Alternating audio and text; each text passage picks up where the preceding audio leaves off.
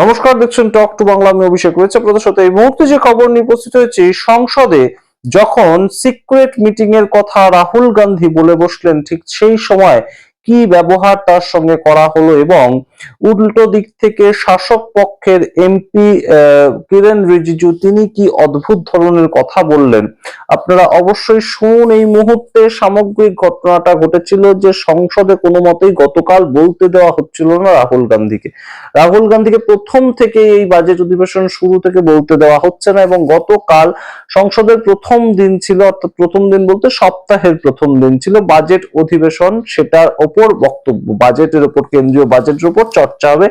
তো তাই নিয়ে রাহুল গান্ধীকে বলতে দেওয়ার কথা ছিল। সকাল 11টার সময় সংসদ শুরু হয়, সেই ভিডিও আপনাদেরকে দেখিয়েছিলাম আমরা, যে মাত্র 5 মিনিটের মধ্যে ওম বিড়লা নিজের মতন নিজে বক্তব্য রাখেন এবং সংসদ 12টা পর্যন্ত স্থগিত করে দিয়ে চলে যান। তার পরবর্তীতে আবারও সংসদ শুরু হয় এবং তার পরবর্তীতে রাহুল গান্ধী বলতে ওঠেন এবং রাহুল গান্ধীকে তখন বলতে দেওয়া হয় না। এবং আমরা দেখতে পাই রাহুল গান্ধীর জায়গায় তখন ডক্টর শশী থারুর, তাকে বলতে দেওয়ার একটা সুযোগ তৈরি করে দেওয়া হয়, কারণ তার নামটা দেওয়া ছিল কংগ্রেসের পক্ষ থেকে। তো শশী থারুর যখন বলেন যে আমার জায়গায় এলওপি বলবে এবং এলওপি আমার সময় কথা বলবে, সেটা সংসদের নিয়ম অনুযায়ী হতে পারে যে কোনো একজন এমপি তার সময়টা দিয়ে দিতে পারেন তার নেতাকে।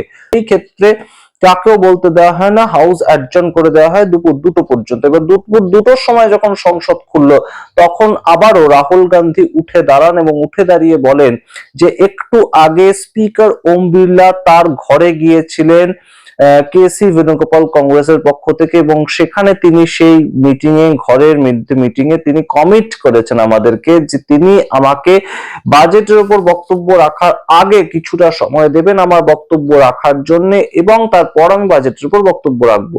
আমি বলছি না আমি বাজেটের উপর বক্তব্য রাখবো না, আমি বাজেটের উপরেই বলবো, কিন্তু আমাকে কমিট করা হয়েছে যে আমার যা বক্তব্য আছে সেটা আমি বলবো, কিছুক্ষণ সময় নিয়ে বলবো, তারপর আমি বাজেটের উপর আসবো। কিন্তু কোনো মতেই তাকে বলতে দেওয়া হলো না এবং উল্টো দিকে উঠে দাঁড়ালেন সঙ্গে সঙ্গে কিরেন রিজিজু এবং তিনি উঠে বলতে শুরু করলেন যে আমি ছিলাম সেই সময় মিটিং এ, কোনো মতেই কমিট করেননি কেউ কাউকে, ওম বিড়লা আপনাকে কমিট করতে পারে না, ইত্যাদি ঘটনা ঘটে। এবং সামগ্রিকভাবে যে পরিস্থিতি তৈরি হয়, সাংসদদের মধ্যে বচসা তৈরি হয়, শাসক পক্ষের সাংসদ এবং বিরোধী পক্ষের সাংসদদের মধ্যে বচসা তৈরি হয়, কোনো মতেই রাহুল গান্ধীকে বলতে দেওয়া হবে না, এটাই ছিল মূল প্রেক্ষিত। এবং তার পরবর্তীতে সারা দিনের জন্য সংসদ স্থগিত করে দেওয়া হয়। बजट पर बोलना चाहते हैं आप? ठीक है, बोलिए बोलिए। मैम, 1 घंटा पहले स्पीकर साहब के पास हम गए, मैंने member of the house went, and speaker committed to us, personally committed to us, that I will be allowed to speak here and raise some points before the budget discussion. Now you are going back on your word, so I'd like to know, am I allowed to speak those points or not? No.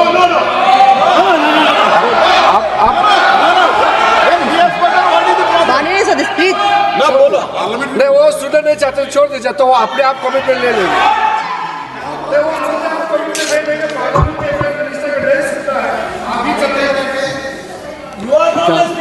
माननीय सदस्य, मेरे पास आपका कोई notice नहीं आया है और मुझे नहीं मालूम कि आपका क्या विषय है। ये नोटिस आएगा किसी विषय पर, उसके बाद का निर्णय है। प्लीज आप लोग सभी बजट पर चर्चा करिए। अगर आपको बजट पर चर्चा करनी है, माननीय सदस्य, अगर आप बजट पर चर्चा करना चाहते हैं तो प्लीज आप चालू करिए। आप रिक्वायरमेंट देख कर हो, नोटिस इस किसी भी विषय का कोई नोटिस नहीं है माननीय सदस्य। प्लीज आप बजट पर चर्चा करिए ना। Parliamentary convention completely violating. अभी किसी भी विषय का कोई नोटिस नहीं है, आप सिर्फ बजट पर चर्चा करिए।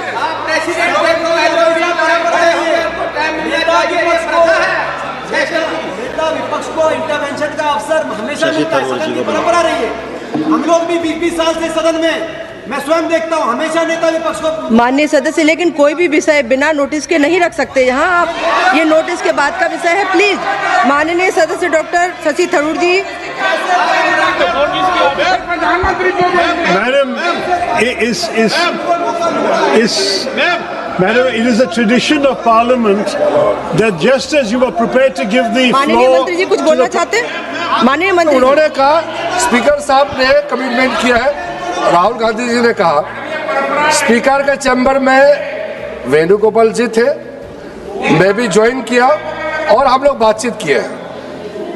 मैं इस चीज का पुष्टि करना चाहता हूं कि स्पीकर साहब ने पहल किया था कि अगर सब मान जाए तो सदन चलना चाहिए, और वेणुगोपाल जी की ओर से भी कहा गया है कि हम अपने लीडर ऑफ अपोजिशन से कुछ बुलवाना चाहते हैं, लेकिन उससे पहले हमने ये बात तय किया कि अगर क्या विषय में आप बात करेंगे, अगर स्पीकर के ऊपर एलिगेशन लगाएंगे तो स्पीकर का भी जवाब होगा। ये सारा चीज तय करके ही हम आपको परमिशन देंगे। स्पीकर ने ये कहा, ये अभी राहुल गांधी जी ने कहा वो 100% सही नहीं है। स्पीकर ने कमिटमेंट नहीं किया है। स्पीकर ने ये कहा कि अगर बातचीत बनता है तो आपको बोलने के लिए देंगे और बाकी दल के नेता को भी देंगे। ये नहीं कहा कि सिर्फ कांग्रेस को ही देंगे, ये भी कहा गया। अरे तो आप सवाल करते हो और अगर मेरा ही बात नहीं सुनेंगे तो सरकार की ओर से कौन बोलेंगे बताइए?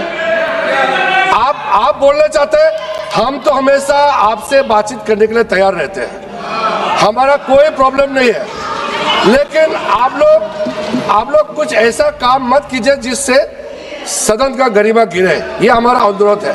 और स्पीकर साहब ने ये कहा था अगर बात बन जाता है, सब आपस में तालमेल हो करके बात बन जाता है, हाउस शांति से चलना है, तो उससे पहले लीडर ऑफ अपोजिशन, फिर हमारे जो बाकी दल के नेता हैं उनकी ओर से भी सुनेंगे और मैं भी सरकार का पक्ष रखूंगा। ये बात हुआ था, लेकिन इससे पहले कमिटमेंट नहीं हुआ, सिर्फ एलओपी को ही बोलने देंगे, इसका कोई एग्रीमेंट नहीं हुआ। माननीय सदस्यगण, अगर आप केंद्रीय बजट पर चर्चा चाहते हैं, नहीं, कोई विषय नहीं है। माननीय अध्यक्ष मोदी जी ने जैसी व्यवस्था की है, प्लीज आप सब लोग बैठिए प्लीज।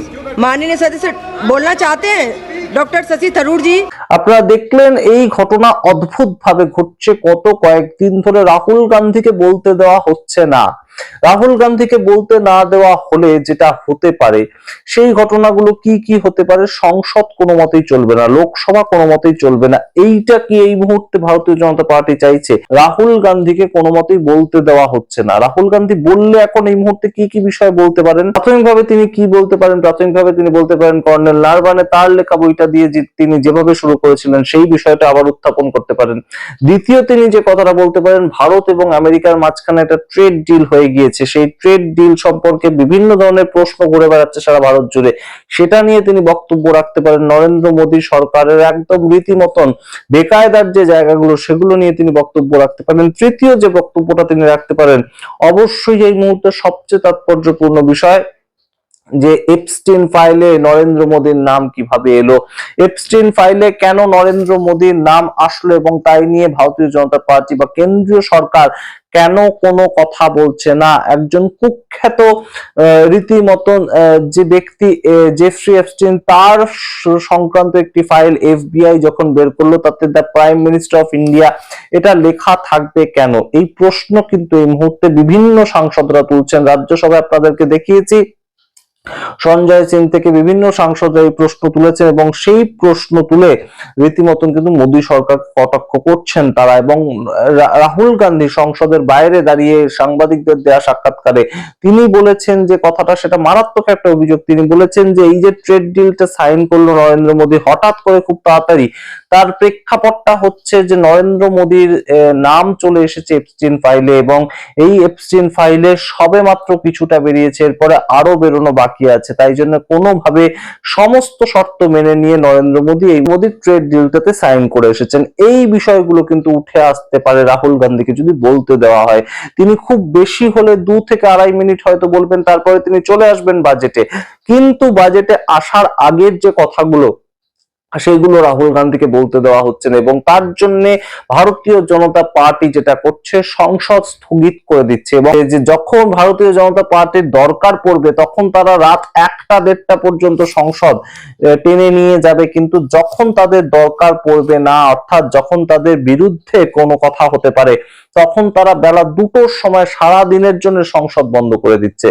গতকাল যখন দুপুর 2টোর সময় সংসদ বন্ধ করা হলো, তখন সেটা 1 ঘন্টার জন্য বন্ধ করা হতে পারতো, 2 ঘন্টার জন্য বন্ধ করা হতে পারতো, কিন্তু আমরা দেখলাম যেটা একদম গোটা দিনের জন্য সংসদ স্থগিত হয়ে গেল। বাজেট অধিবেশন চলছে, বাজেট অধিবেশন সবচেয়ে বড় বৃহত্তর একটা অধিবেশন হয়, যতগুলো অধিবেশন হয়, বাজেট অধিবেশন, গ্রীষ্মকালীন অধিবেশন, বাদল অধিবেশন, তার পরবর্তীতে শীতকালীন অধিবেশন, প্রত্যেকটা অধিবেশনের মধ্যে বাজেট অধিবেশনটা সবচেয়ে বৃহত্তম একটা অধিবেশন হয়, এবং অবশ্যই সাংসদরা বিভিন্ন ধরনের অ্যাসপেক্ট তুলে ধরেন বাজেট অধিবেশনে। অতীতে এই ধরনের ঘটনা ঘটেনি তা তো নয়, এই ধরনের ঘটনা অর্থাৎ একদম প্রধানমন্ত্রী বক্তব্য রাখছেন, ডক্টর মনমোহন সিং, তাকে থামিয়ে বিরোধীরা পর্যন্ত প্রশ্ন করেছে এবং তার উত্তর দিয়েছেন প্রধানমন্ত্রী। সেই ধরনের ঘটনাও তো ঘটেছে ভারতবর্ষের সংসদে। তাহলে কেন এই মুহূর্তে দেশের বিরোধী দলনেতা তাকে বলতে দেওয়া হচ্ছে না, তাকে কোনো মতেই কেন তার বক্তব্যটা রাখতে দেওয়া হচ্ছে না, কেন এত ভয়? নাকি দেশের প্রধানমন্ত্রী তিনি সংসদে যেহেতু বলতে পারেননি বা বলার ক্ষেত্রে তিনি চলে গিয়েছিলেন রাজ্যসভায়, এবং ভারতীয় জনতা পার্টির পক্ষ থেকে স্পিকার ওম বিড়লা বলেছিলেন যে সংসদের প্রধানমন্ত্রী আসলে তার উপর আক্রমণ হতে পারতো, এরকম খবর আমার কাছে ছিল, তাই জন্য আমি তাকে আসতে না করেছি, ইত্যাদি ঘটনা ঘটেছে। যেহেতু তিনি বলেননি বা বলতে পারেননি, সেই জন্যই কি এলওপি রাহুল গান্ধী তাকে বলতে দেওয়া হচ্ছে না সংসদে? নাকি কোথাও গিয়ে এই মুহূর্তে সংসদ চললে ভারতীয় জনতা পার্টির বেশ খানিকটা চাপে পড়বে, সেইটা একটা বড় সড় কারণ হয়ে দাঁড়াচ্ছে? আপনারা কি মনে করেন অবশ্যই কমেন্ট বক্সে কমেন্ট করুন। আদতেই কি সংসদ চালাতে চায় না ভারতীয় জনতা পার্টি, এবং তাই জন্যই কি এলওপি কে বলতে বাধা দান করা হচ্ছে? এবং এলওপি না বললে যে কোনোদিনই কোনো সাংসদ বিরোধী দল থেকে বলবেন না, সেটা তো এই মুহূর্তে অন্তত প্রমাণ পাওয়া গেছে, যখন শশী থারুরের মতন ব্যক্তি তিনিও বলছেন যে আমার সময় থেকে আমি দিয়ে দিচ্ছি ইন্ডিয়া ব্লকের সভাপতি বা ইন্ডিয়া ব্লকের যিনি একদম এলওপি লোকসভার বিরোধী দল নেতা তাকে। তো সেই জায়গাটা অবশ্যই কিন্তু একটা বড় সড় ফ্যাক্টর হয়ে কাজ করছে, এবং 249 জন সাংসদ তাদের এলওপি তাকে বলতে দেওয়া হচ্ছে না। এটা গণতন্ত্রতে কতটা রক্ষিত হয়, গণতন্ত্রকে কতটা এগিয়ে নিয়ে যায়? আপনারা বিচার করুন, আপনারা আপনাদের মতামত কমেন্ট বক্সে কমেন্ট করুন। দেখতে থাকুন টক টু বাংলা। অবশ্যই টক টু বাংলা ইউটিউব চ্যানেলকে সাবস্ক্রাইব করে দিন।